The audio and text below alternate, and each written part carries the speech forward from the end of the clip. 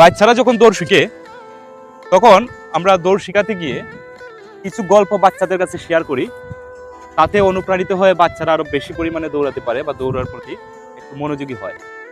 তো এই শিক্ষার মধ্যে একটি গল্প আছে কচ্ছপ এবং খরগোশের গল্প। এটা আমরা সাধারণত ছোটবেলায় সবাই শুনেছি। কচ্ছপ এবং খরগোশ কিভাবে দৌড় প্রতিযোগিতা করেছিল। এই দৌড় প্রতিযোগিতায় খরগোশের সামান্য ভুল থাকার কারণে কচ্ছপ জিতে গিয়েছিল। তো এই গল্পটা আমরা এতটুকু পর্যন্তই শুনেছি। আবার এই গল্পটাকে ভিত্তি করে আমরা বাচ্চাদের শিক্ষা দেই যে দৌড়াতে হবে, জীবনে প্রচুর দৌড়াতে হবে, জীবনে প্রচুর শিক্ষা গ্রহণ করতে হবে, যত বেশি দৌড়াবে তত বেশি সাকসেস। অ্যাকচুয়ালি এই গল্পটির 4টি ধাপ আছে। এর মধ্যে একটি ধাপ আমরা শুনেছি, আর বাকি 3টি ধাপ আমরা শুনি নাই কখনো।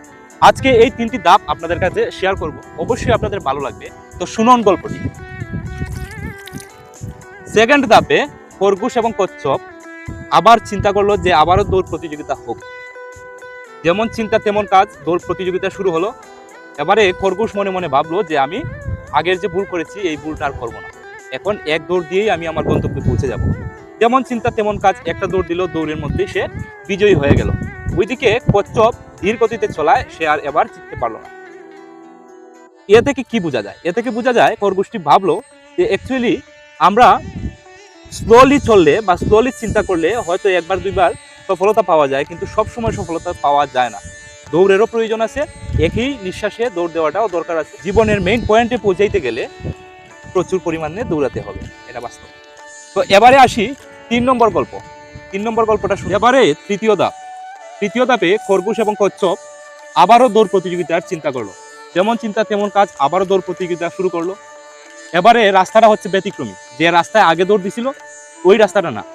দৌড়াচ্ছে দৌড়াচ্ছে মধ্যপথে গিয়ে দেখা গেছে একটা খাল আছে। খাল বিল তো সম্পর্কে আমরা জানি, খাল আছে। এই খাল দেখে কিন্তু খরগোশ বসে পড়লো এবং এটা আর পার হতে পারলো না।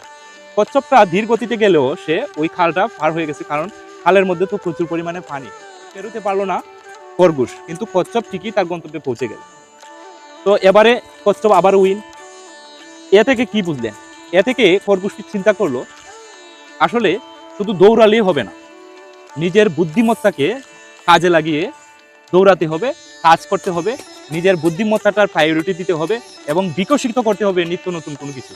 আপনি শুধু দৌড়াবেন এবং হাঁটবেন এবং পরিশ্রম করবেন, পরিশ্রম সৌভাগ্যের প্রসূতি না।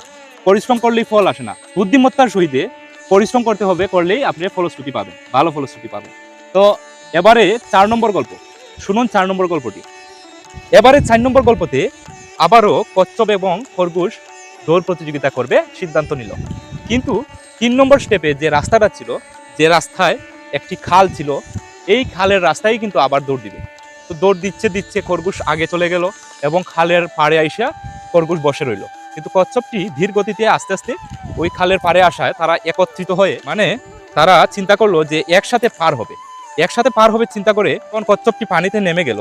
তখন খরগোশটি কচ্ছপের উপরে, পিঠের উপরে বসে আছে। একসাথে তারা নদী পার হয়ে গেল, মানে খাল পার হয়ে গেল। এতে হলো কি, তারা একই সাথে দুজন উইনার, মানে একসাথে দুজনই ভালো ফলশ্রুতি পাইলো, তারা জিতে গেল দুজন একসাথে। তো এ থেকে আপনারা কি বুঝলেন?